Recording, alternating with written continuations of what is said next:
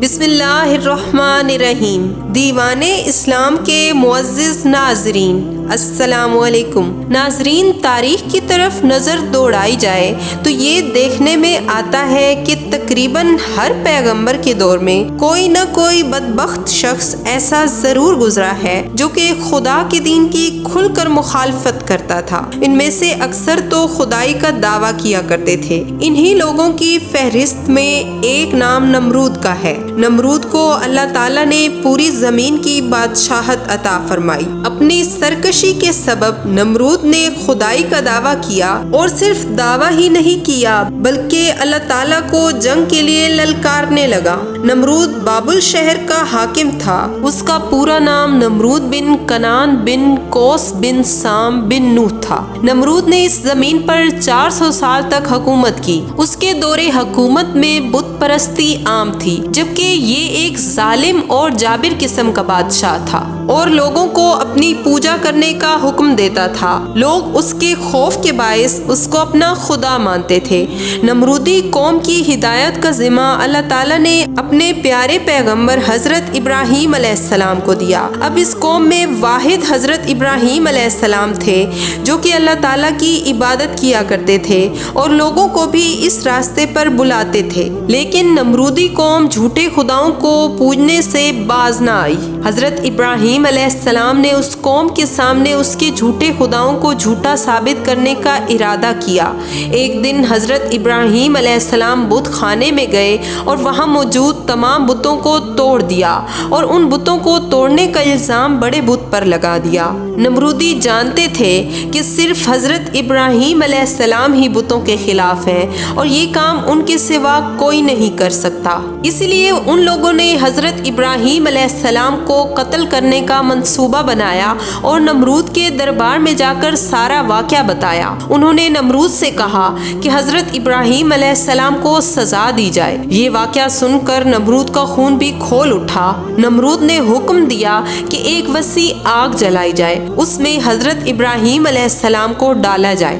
چنانچہ ایسا ہی کیا گیا۔ آگ جلائی گئی اور حضرت ابراہیم علیہ السلام کو آگ کے اندر ڈال دیا گیا۔ جیسے ہی حضرت ابراہیم علیہ السلام آگ میں تشریف لے گئے تو اللہ کے حکم سے آگ ٹھنڈی پڑ گئی۔ حضرت ابراہیم علیہ السلام کا فرمان ہے کہ میں جتنے دن آگ میں رہا اتنے دن میں اللہ تعالیٰ کے خاص فضل اور رحمت میں تھا، اور جو سکون اللہ کی طرف سے مجھے آگ کے اندر عطا کیا گیا وہ اس سے پہلے کبھی نہیں تھا۔ کچھ دن گزرنے کے بعد جب حضرت ابراہیم علیہ السلام زندہ و سلامت باہر نکلے تو تمام نمرودی حیران رہ گئے، لیکن اس کے باوجود وہ اللہ تعالیٰ پر ایمان نہ لائے۔ لیکن حضرت ابراہیم علیہ السلام انہیں سیدھے راستے کی طرف بلاتے رہے۔ انہوں نے نمرود کو کئی دفعہ اللہ پر ایمان لانے کی دعوت دی، لیکن ہدایت اس کے نصیب میں نہ تھی۔ وہ حضرت ابراہیم کے سامنے خدائی کا دعویٰ کرنے لگا۔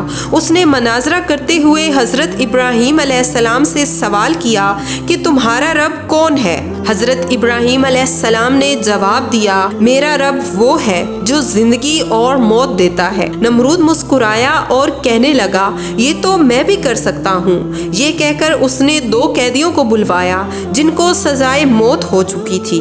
ان میں سے ایک کو قتل کر دیا اور ایک کو آزاد کر دیا، اور کہنے لگا، یہ دیکھو میں نے ایک کو زندگی دے دی ہے اور ایک کو موت۔ اس طرح وہ اپنی خدائی کی دلیلیں دیتا رہا اور کہنے لگا کہ اصلی خدا تو میں ہوں، بتاؤ تمہارا رب کون ہے؟ حضرت ابراہیم علیہ السلام نے جواب دیا، میرا رب وہ ہے جو سورج کو مشرق سے نکالتا ہے اور مغرب میں غروب کرتا ہے۔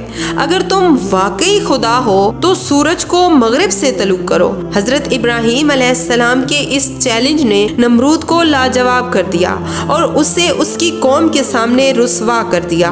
اس کے باوجود بھی حضرت ابراہیم علیہ السلام نمرود کو دعوت حق دیتے رہے۔ آخر کار نمرود نے حضرت ابراہیم علیہ السلام سے کہا کہ اپنے خدا سے کہو کہ اپنی فوج بھیجے، میں جنگ کے لیے تیار ہوں۔ چنانچہ حضرت جبرائیل علیہ السلام تشریف لائے اور حضرت ابراہیم علیہ السلام سے فرمایا کہ اللہ کا لشکر تیار ہے۔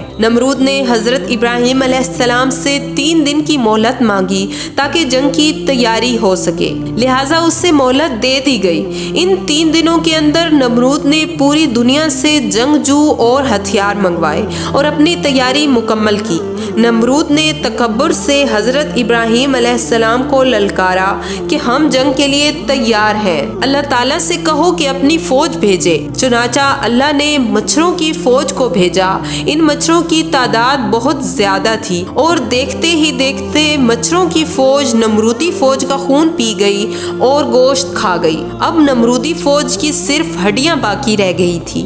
یہ منظر دیکھ کر نمرود اپنے گھر کی طرف دوڑا اور اپنی بیوی کے کمرے میں چھپ گیا۔ حکم خدا سے ایک لنگڑا مچھر اس کے کمرے میں داخل ہوا۔ نمرود نے اپنی بیوی سے کہا، اس مخلوق نے ہماری فوج کو ہلاک کر دیا ہے۔ تبھی وہ لنگڑا مچھر اللہ کے حکم سے نمرود کی ناک میں داخل ہوا اور اس کے دماغ کو چاٹنے لگا۔ اس طرح نمرود اپنے سر کو دیوار میں مارتا مارتا ہلاک ہو گیا، اور یہ ثابت ہوا کہ بے شک اللہ کی ذات ہی وحدہ لا شریک ہے۔ امید کرتی ہوں ویڈیو آپ کو پسند آئی ہوگی۔ اگر پسند آئی ہے تو اسے لائک، چینل کو سبسکرائب اور شیئر ضرور کیجیے گا۔ اس کے ساتھ ہی مجھے دیجیے اجازت۔ اللہ آپ کا حامی و ناصر ہو۔